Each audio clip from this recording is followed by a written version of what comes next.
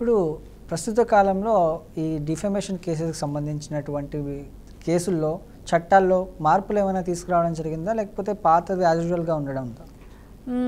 ఇప్పుడు యాక్చువల్లీ ఏంటంటే ముందు డిఫమేషన్ అంటే ఎట్లుండేదంటే ఒక డెకేడ్ బ్యాక్ మేబీ 2000 బిఫోర్ ఎట్లుండేదంటే డిఫమేషన్ అంటే ఏదో జస్ట్ ఇట్లా మాట్లాడడము డిఫమేషన్ అవుతుండే, న్యూస్ పేపర్లో ప్రింట్ చేయించేది డిఫమేషన్ అవుతుండే, లేకపోతే మైక్ పట్టుకొని టీవీలో ఏదో మీడియా ముందు మాట్లాడి డిఫమేషన్ అవుతుండే.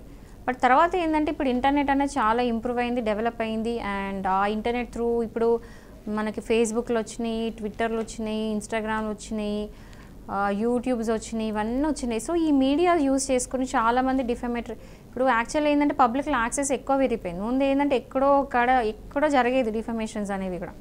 బట్ ఈ పబ్లిక్ ఏంటంటే యూట్యూబ్స్ రావడం వల్ల ఏంటంటే ఎవరంటే వాళ్ళు మైక్లు పట్టుకొని మాట్లాడాలి. సోషల్ మీడియాలో ఇట్లా ఇప్పుడు మనం కూర్చుని కూడా మనం ఎన్నో మాట్లాడుతున్నాం, క్రిటిసైజ్ చేస్తూ విమర్శలు చేస్తూ ఏదో చేస్తున్నాం. సో ఈ మీడియా అనేది చాలా డెవలప్ అయిపోయింది. అందరి చేతిలో ఫోన్ ఉంది కాబట్టి ఫోన్ చూడగానే అన్నీ కనిపిస్తుంది. డిఫమేషన్ అయ్యి నష్టమయ్యే ఛాన్సెస్ ఎక్కువ ఉంది. ఎందుకంటే 1000 మంది ఆ వీడియోస్ అవన్నీ వాచ్ చేస్తూ చూస్తూ ఉంటారు. సో డిఫమేషన్ ఇంకెక్కువ అయ్యి ఇంకా వాళ్ళకి అయ్యే నష్టం ఇంకా డబుల్ త్రిబుల్ ఎక్కువ అయిపోయింది. సో ఇలాంటి మార్పులు వచ్చాయి కాబట్టి ఐటీ యాక్ట్ వచ్చింది.